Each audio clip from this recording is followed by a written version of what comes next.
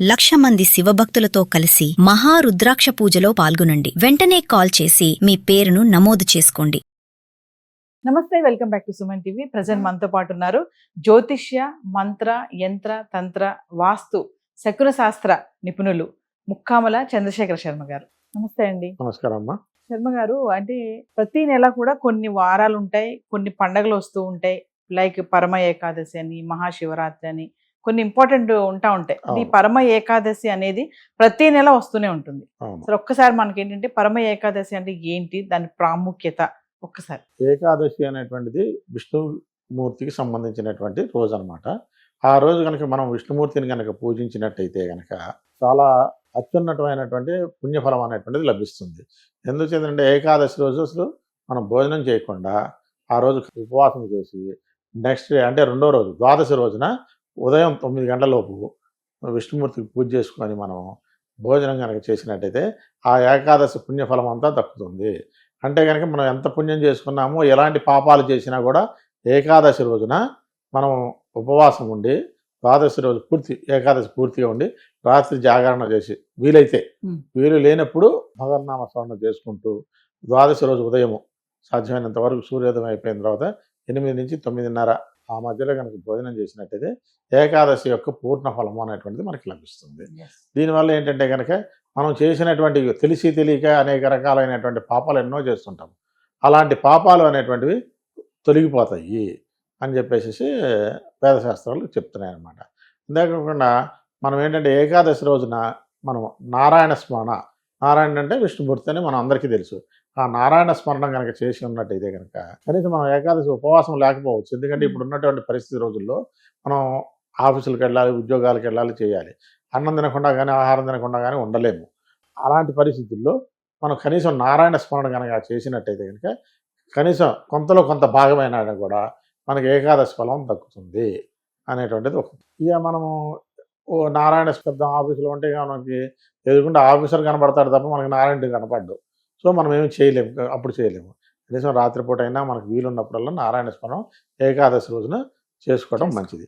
ఇది ప్రతి నెల ఏకాదశి అంటే మనకేంటంటే దశమి తర్వాత వచ్చే రోజున ఏకాదశి అంటారు, అంటే 11వ రోజు. అంతేకాకుండా రుద్రుడు మనకి రుద్రాభిషేకం చేసేటప్పుడు కూడా ఏకాదశ రుద్రం అని చెప్పి చేస్తారనమాట. అంటే రుద్రుడు అంటే ఎవరు? శివుడు. శివుడికి విష్ణువుకి భేదం లేదు. ఏకాదశ రుద్రాభిషేకం చేయండి అని అంటారు. అంటే ఏకాదశి 11 రుద్రాలు కనుక 11 రుద్రాలు ఉంటాయి. ఆ 11 రుద్రాలు కనుక ఏకాదశి రోజున మనం విష్ణుమూర్తికి శివకేశవులకి భేదం లేదన్నాం కాబట్టి ఆ రోజు పరమేశ్వరుని పూజించిన, అభిషేకం చేసినా కూడా అంతే ఫలం కూడా దక్కుతుంది మనకి. కానీ నారాయణుడు మనకి ఏంటంటే మనం తొలేకాశి అంటాము. తొలేకాశి అంటే ఉత్తరాయణ కాలంలో తొల ఏకాదశి. ఆ ఉత్తరాయణంలో విష్ణుమూర్తి కళ్ళు తెరిచి లోకాన్నంతా పరిసరం. మళ్ళీ దక్షిణాయన సమయం వచ్చేసరికి ఆయన యోగ నిద్రలోకి వెళ్తాడనమాట. ఆ కాలం అంతా మనకు దక్షిణాయనం అంటారనమాట.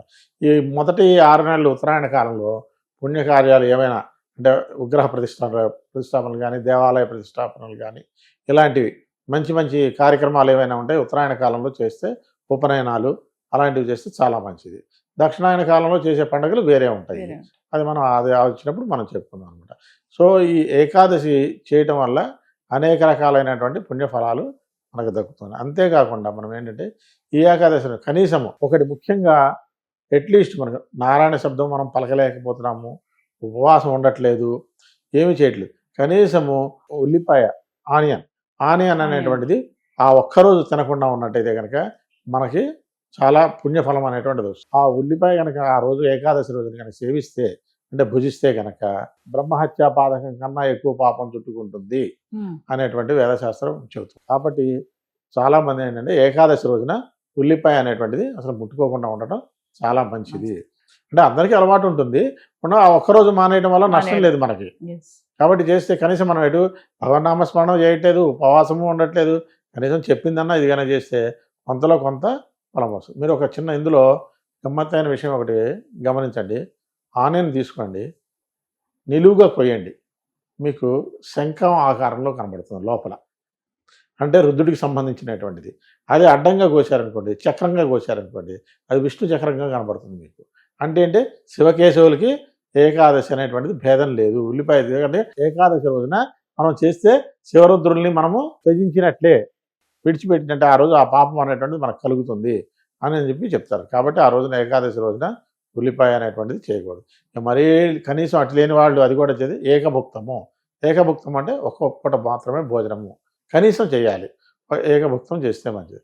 మనకి సామెత కూడా ఉంది, ఏకభుక్తే మహాయోగి, ద్విభుక్తే అంటే 2 సార్లు కనుక తింటే భోగి, 3 సార్లు త్రిభుక్తి అంటే 3 సార్లు కనుక తింటే రోగి. అంటే మొదటిసారి తింటే కనుక యోగితో సమానము, 2 సార్లు కనుక తింటే భోగితో సమానం. భోగి అంటే అన్ని విలాసాలు కలిగినటువంటి వాడు అని. భోగం అంటే కనుక వేరే మనం అర్థం తీసుకోవట్లేదు. 3 సార్లు కనుక తింటే కనుక అది రోగంతో సమానం. రోగం అనేటువంటిది మనకు తెలియకుండానే వచ్చేస్తుంది. అంటే అజీర్ణం కాదు, జీర్ణం కాదు, అలాగనమాట. కాబట్టి ఇలాంటివన్నీ ఉంటాయి. కాబట్టి ఏకాదశి రోజున తర్వాత ఏంటంటే ఆయుర్వేద శాస్త్రంలో కానీ ఏదైనా కూడా లంకణం పరమౌషధం అంటారు. నెలకి మనం బయట ఉండలేం కాబట్టి నెలకు ఒకసారి ఏకాదశి రోజున మనం లంకణం అంటే కానీ పూర్తిగా భోజనం చేయకుండా ఉన్నట్టయితే మన ఆరోగ్యం అనేటువంటిది సైన్స్ ప్రకారం కూడా చాలా అద్భుతంగా ఉంటుందని చెప్పేసి వేదశాస్త్రాలు ఘోషిస్తున్నాయి. అంటే శర్మ గారు, ఇప్పుడు పరమ ఏకాదశి రోజు విష్ణుమూర్తి కటాక్షం పొందాలి అంటే ఏం చేయాలంటారు? ఏ భగవంతుడినైనా, విష్ణుమూర్తినైనా, పరమ శివుడినైనా ఏదైనా కటాక్షం పొందాలంటే మనం ఆ పుణ్యకాలంలో మనము నారాయణ స్మరణ చేయటం అనేటువంటిది ముఖ్యం. నారాయణని శాస్త్రోక్తంగా పూజించాలి అని అంటే కనుక కలికాలంలో వీలు కాదు. ఎందుకంటే మనం ఎంత చూసినా కూడా భక్తి ఇక్కడ ఒక చోట, చిత్తం ఇంకో చోట ఉంటుంది. మనం విగ్రహం ముందు కూర్చుంటాం, మన మనసు ఎక్కడో ఉంటుంది. అది మనం వల్ల కాని పని.